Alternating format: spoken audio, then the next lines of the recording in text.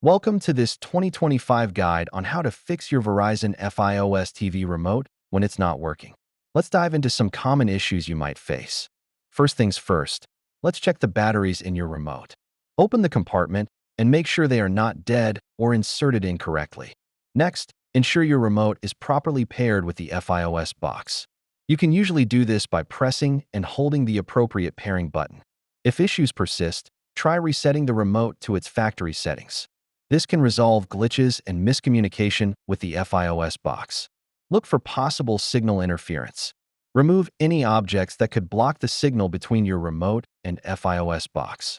Make sure your Fios box is up to date. Software updates often fix bugs that can affect remote functionality.